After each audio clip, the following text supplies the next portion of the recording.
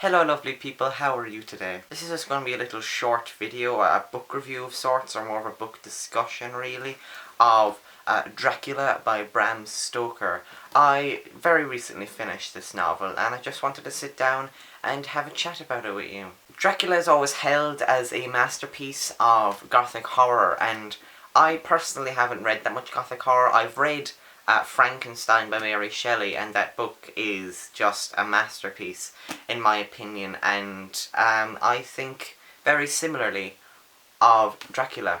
It's not very well known, but Bram Stoker, the author of Dracula, is an Irishman. He born and lived in Dublin for his life, which makes Dracula very much an Irish novel, which not that many people know, which is kind of annoying in a way, being an Irish person, because, we have, we claim ownership of probably one of the most famous gothic horror characters of all time. When people discuss Dracula, they always seem to couple it up with Mary Shelley's Frankenstein. Luckily I've read both. I read Frankenstein about 2 or 3 years ago, and I found Frankenstein to be just a masterpiece of gothic horror, along with Dracula, which I also claim to be a masterpiece. They're both really fantastic novels. If you haven't read either of them, I highly suggest that you read them both, but be careful.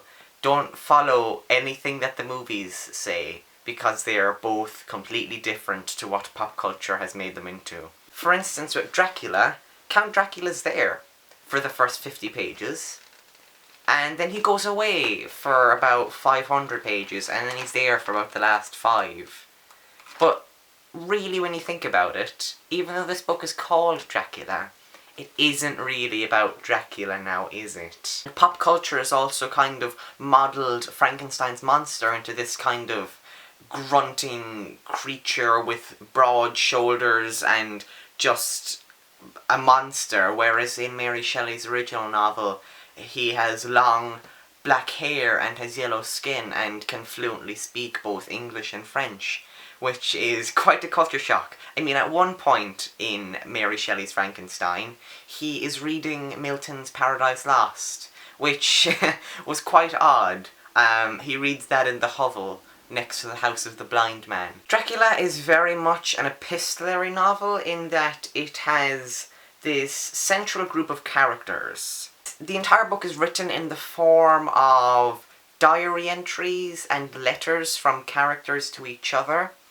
So it's a very odd narrative structure in that way, in that it's basically a group of characters writing about their experience at the same time, kind of like the Rashomon effect, but not really. Yeah, it's a very odd narrative. I haven't read that kind of narrative structure before, and it's very interesting to see that this was written like at the period of the late Victorian era. Just how Bram Stoker even conceived of such a narrative structure, I don't even know. It is very much ahead of its time in that way. As for the story of the novel, I of course found this to be just such an interesting story. Now, I know that it may not go to everybody's tastes, because the majority of fiction that I read is Victorian fiction.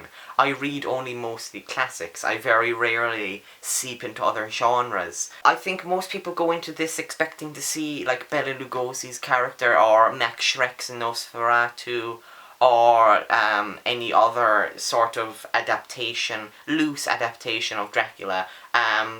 But then they're quite shocked to see that this isn't really about Dracula at all. It's about Lucy in a bed for for about half the novel, and then it's just there's some strange goings on around London, and that's basically the novel.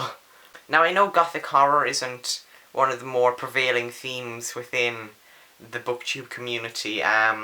But you must look at Dracula as kind of a spark. I mean, this novel, it has to be said, did, because this novel exists, we have Twilight, and all those, like, Vampire Diaries and whatnot.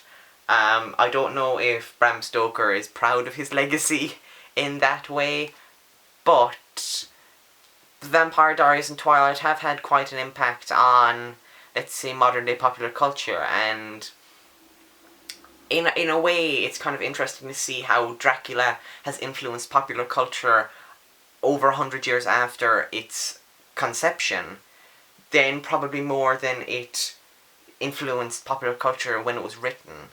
And I think that's actually quite interesting. So that's my little book discussion about Bram Stoker's Dracula. It's a fantastic novel that everyone, I suggest you all read. My edition is 500 pages. It's a bit big, but it's so incredibly worth it. It's not for everyone, of course, if the majority of your reading consists of, let's say, YA, and that's it, and you haven't really divulged into the whole classics genre. I wouldn't suggest that you start with this, because this is very heavy in the, in themes, and in the register might be kind of hard to read for some people. But yeah, Dracula by Bram Stoker. Fun.